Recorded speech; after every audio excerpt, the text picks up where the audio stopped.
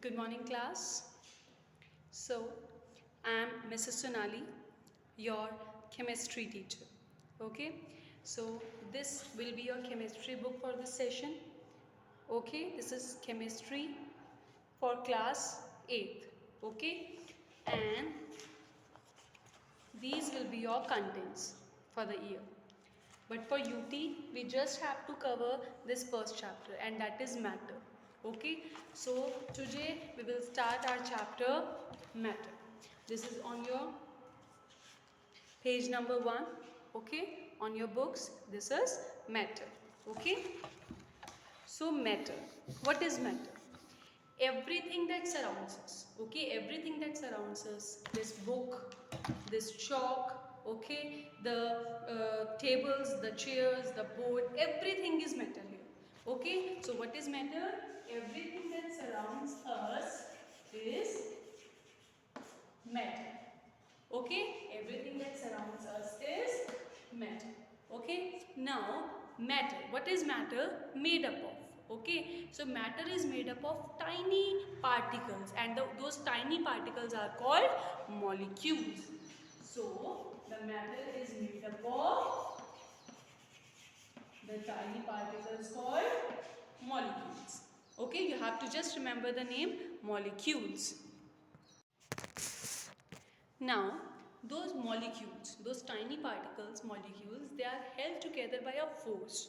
Okay, they don't move so far to each other. They are held together by a force, and that force is called intermolecular force. What is that called? Intermolecular force. Understood? Okay, and there are some spaces between the particles. Okay, there is a space left between the particles. That space is known as, because they are between the molecules, so between the molecules means intermolecular. So that space is known as intermolecular space. So these are the two things, intermolecular attraction and intermolecular space, that defines the states of the matter. So you have to remember these two names, okay? That is intermolecular force and intermolecular space. Understood this much? So you can just demonstrate it by this. This is your matter, okay? These are the tiny particles. These are the tiny particles of which this matter is made up of. Okay, so the space between these particles, this space between the particles, these molecules, this is known as intermolecular space. This is known as intermolecular space, and the attraction between these two particles.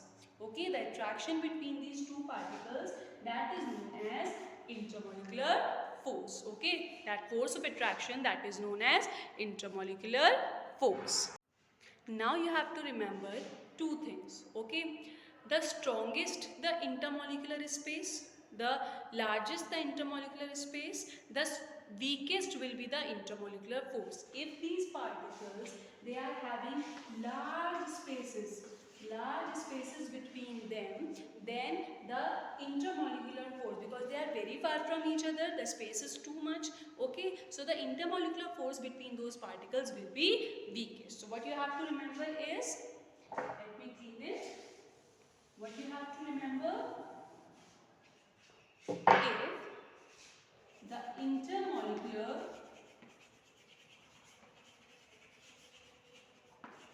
force is weak, means intermolecular space is large. Okay, and vice versa. Okay, so if intermolecular force is strong, then the intermolecular space will be small. Understood this much? Okay, so these are your intermolecular force and intermolecular space. Now comes the next topic, and that is states of matter in your book. Okay, states of matter. So you have earlier studied that matter are of three types. Matter are of three types, and they are solid, liquid,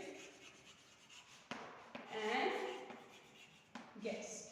Okay, so the matter are of three types. They are solid, liquid and gas. You have to memorize, you have to remember these three states of matter: solid, liquid and gas. Okay, so we can take the example of water here. Okay, we can take the example of water. Water is, when water is converted into ice, that is solid. Okay, then when water is converted in, it is in the form of water, then that is your liquid. Okay, and when it is heated, it changes into water vapor, right? That is your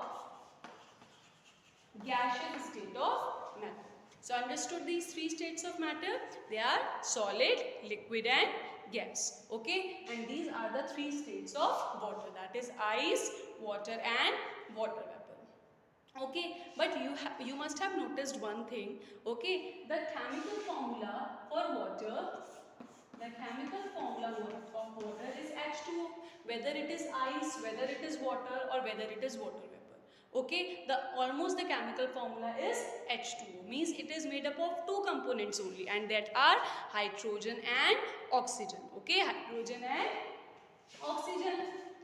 Okay, so if the particles are same, how are they, the states are different. Okay, so that we will discuss, how are these states different.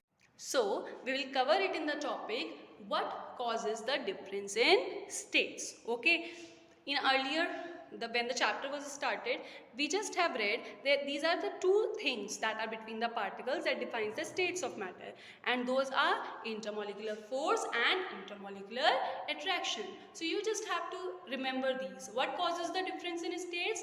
They are intermolecular. What causes the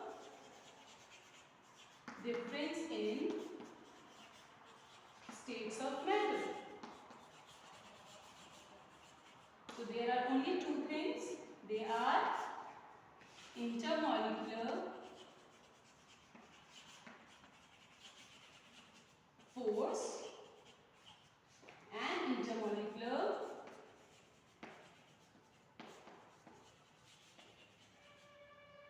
space. Okay, so the intermolecular force and the intermolecular space, these two things defines the difference in states of matter. You just have to memorize this. Now, if you want to differentiate between solid, liquid and gas on the basis of these two things, intermolecular force and intermolecular space.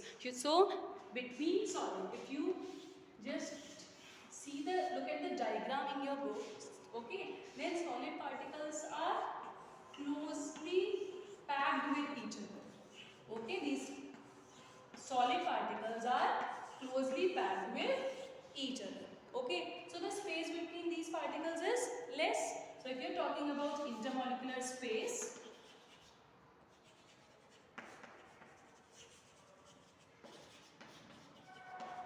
and then intermolecular attraction.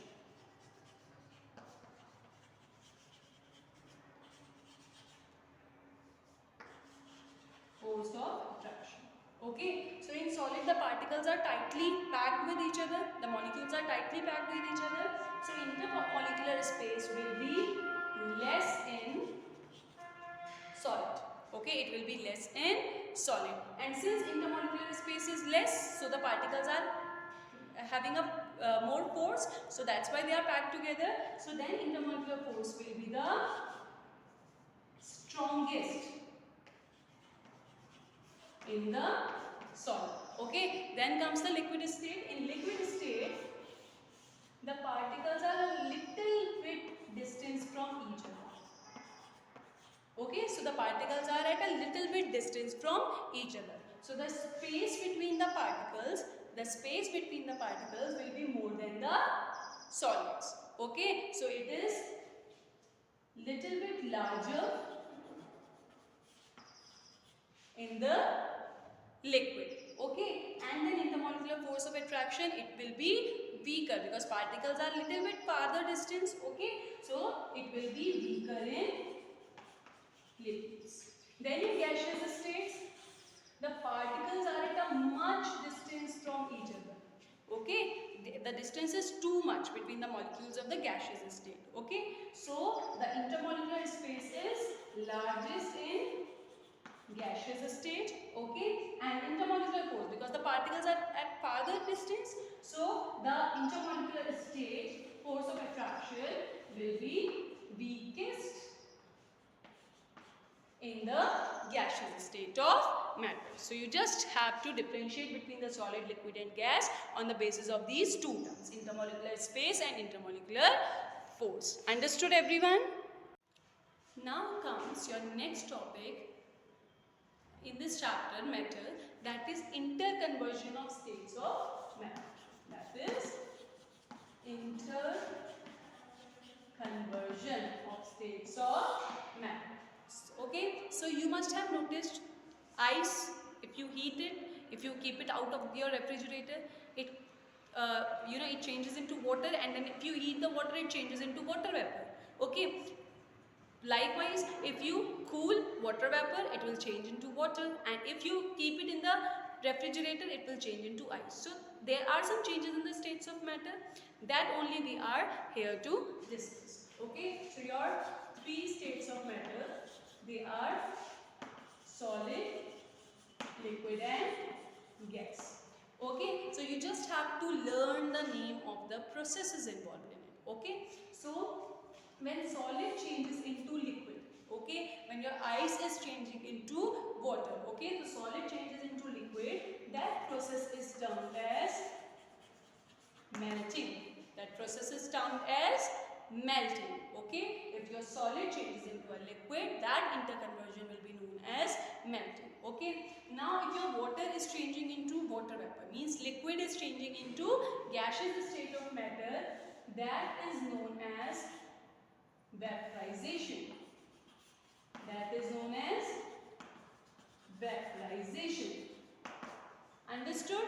Okay, now we will come back.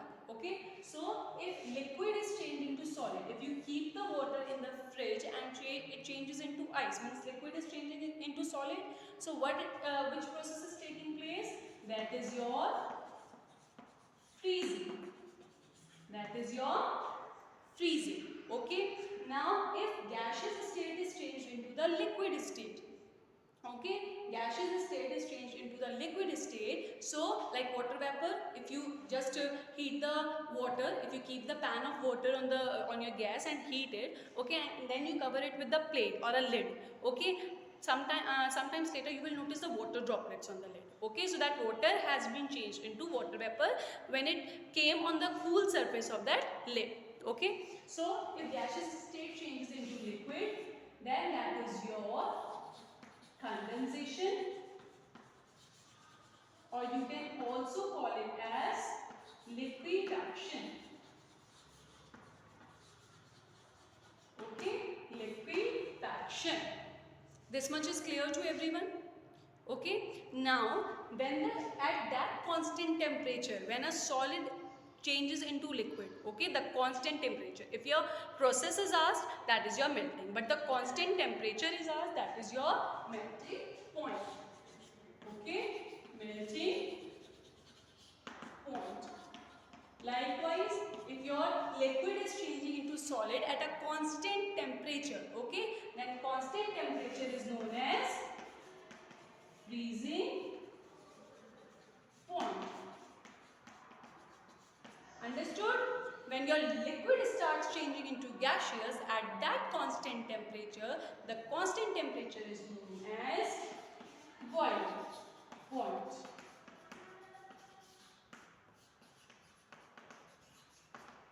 Understood this much? Now you just have to learn the melting point of ice.